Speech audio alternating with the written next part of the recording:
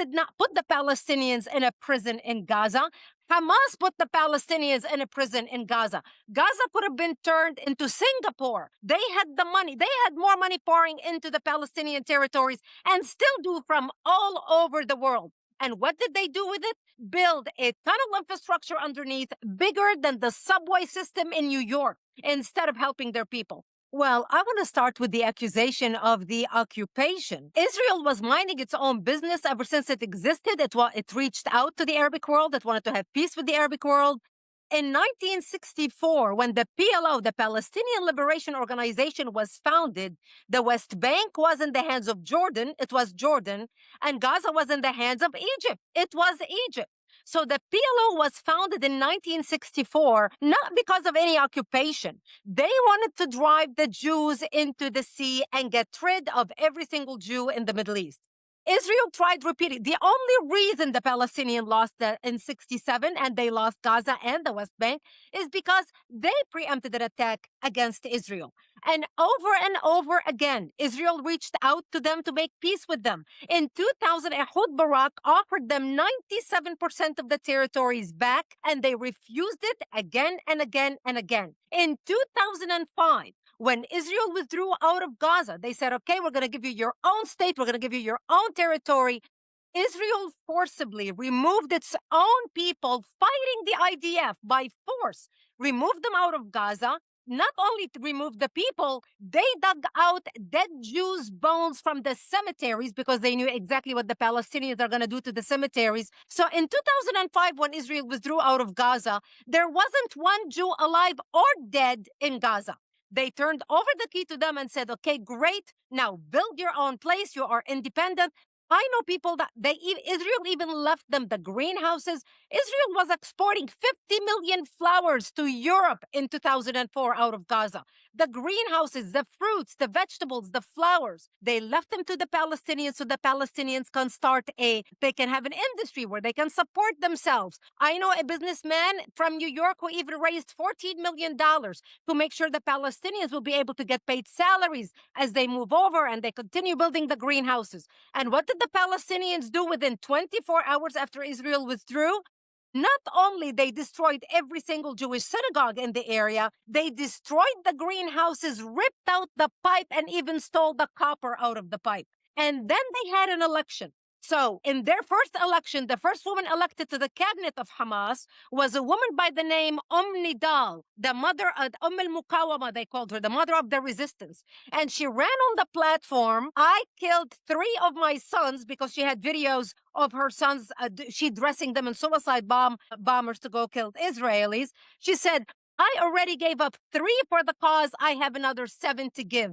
That's why she was elected. So that's a democratic election for Hamas. Israel did not put the Palestinians in a prison in Gaza. Hamas put the Palestinians in a prison in Gaza.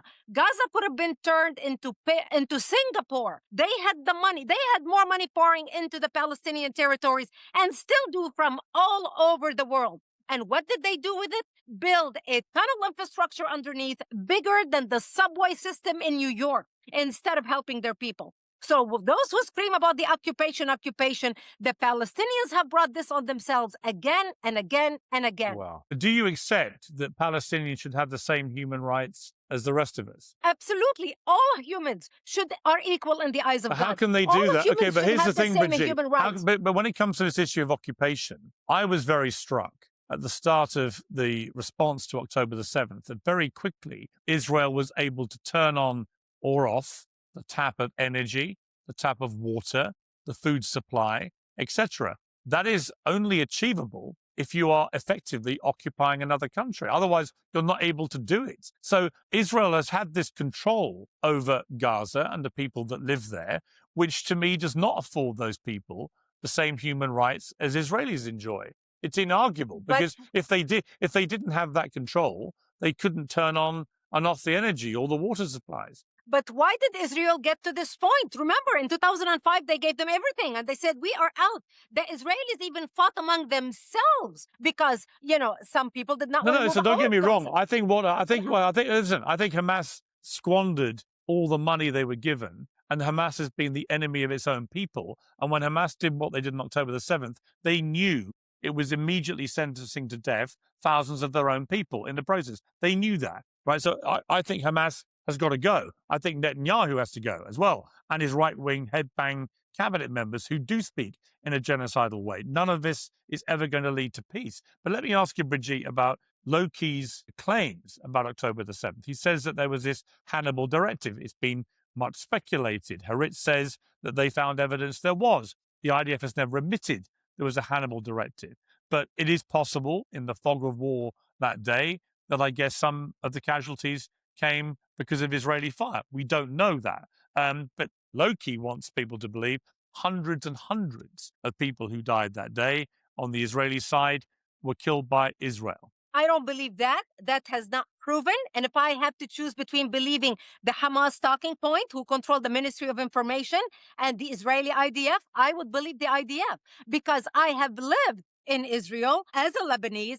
At one point, I had a home in Lebanon, a home in Israel, and my boyfriend who lived in the West Bank at that time. And I worked as a journalist. And knowing how the IDF operates and knowing how the Israeli military operates, they operate by rules. They don't invent information like Hamas does. And when you are in the throes of things like what happened on October 7th, a lot of people do not know a lot of the facts that happened on the ground. But we do know one thing, that Hamas committed such atrocities, and we're so proud filming it and showing it that will give you goosebumps, that a lot of people can get sick, they cannot view it. And I'm shocked that Loki hasn't even viewed the footage. You have to view the footage to understand the monstrosity of the crimes that were committed on that day. Yeah, I mean, I watched this BBC documentary which had all the footage from the music festival. And honestly, Loki, it was one of the most sickening 2 hours of my entire life. Have you been on social media for the past year? Yes, I have. You have seen a constant stream of mutilated children. You have seen a constant stream of people being lifted up